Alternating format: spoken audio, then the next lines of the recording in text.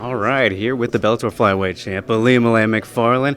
Alima, seems like you've been on kind of a vacation break. I've seen you traveling around a lot. How's that been? Just enjoying yourself. Yeah, well, I mean, so if anybody knows me, they know that I go travel after all of my fights. Would I necessarily call it vacation? I'm not sure.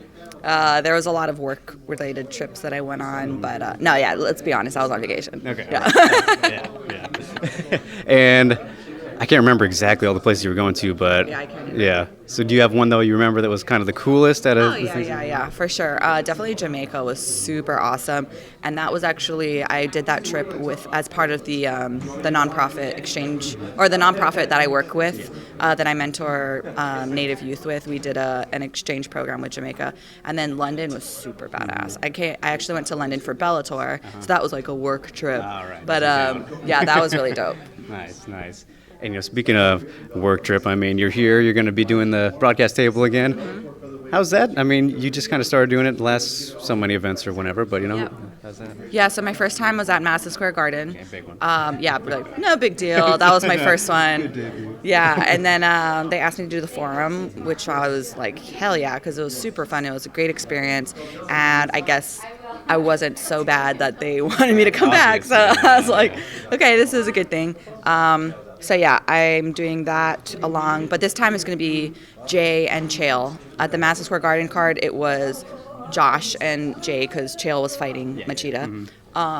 So yeah, it'll be like a kind of a different vibe up there, but I'm excited. It's always about like getting better, growing, learning from these legends. Yeah. Horizon, right?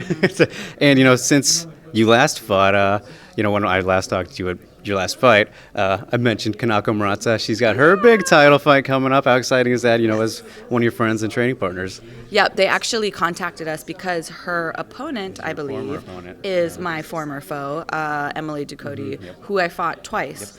So her team, CSA, who are really cool with Coach Healy and them, they contacted us and was like, hey, would it be possible if Ilima could come up and train? And I was like, hell yeah, but I might be starting my own camp pretty soon, specifically Monday. So it just gets tricky, and so we're like, dude, if Kanako wants to come down, we'd love to help her. Of course, like I'm totally team Kanako. That's my girl. So yeah, I hopefully we can work something out, but I have full confidence that Kanako is going to do really well in this fight. Yeah, of course. I think she's great. Obviously, can't wait for that. And you hinted at a little bit there. Is there some news you got for us, or? So I can only tell you, and this is not because I can't tell you, it's just because this is all I know. Yeah, okay. But next week at Bellator Pachanga, they will be making my fight announcement, and it will not only be news to you guys, but it'll be news to me because I don't know anything. Okay. So they kind of told me like, hey, make sure you're at Pachanga. Wow, that's interesting. Yeah, so I honestly Is it am kinda cool like, that way? You're like, it is and it isn't. Like I know that the only thing I do know is that it's going to be a Bellator Hawaii card, but I don't know the dates and I don't know the opponent. So that's the only thing because I'm like, brah, I have a lot of family that's flying, so they got to know the dates so they can, airfare. So that's the only thing that I'm waiting. I'm like, I don't even care about the opponent. Just tell me the date so I can tell my family. But so the top contender is Juliana Velasquez, right? That's what I am imagining is going to be most likely you're going to fight. But when we asked Scott Coker at the scrum, he was like, you didn't sound too committed about it. So yeah, we'll see. Right? Yeah, no, and actually I feel like there are several viable options. But yeah, I mean, like Juliana's been on a rip right now, so.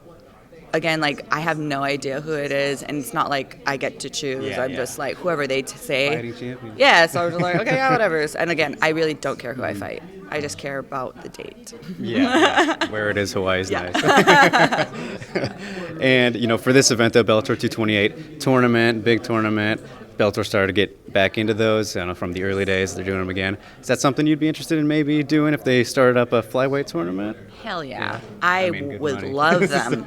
I would love for them to do a tournament. Absolutely. Yeah. And it's you haven't seen them do a girls tournament. Actually, I take that back. I think they did one in when was it Zoila Frosto that won? Like, Oh yeah, back in the day. like that was back. I'm not sure if that was Bellator or Strikeforce, but anyway. She was in Bellator, yeah. Okay. And I believe that was a tournament. But anyway, I think it would be awesome. Like, everybody loves these tournaments, and I think, the Featherweight World Grand Prix is going to be a huge success. And so I would love to see them have a women's tournament.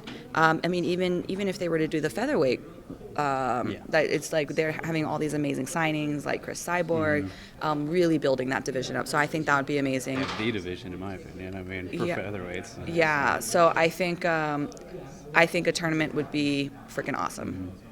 All right, well, that's all I got for you. Thanks so much, Ilima. I call you Fancy CJ. I know. Fancy CJ. Yep. Yeah.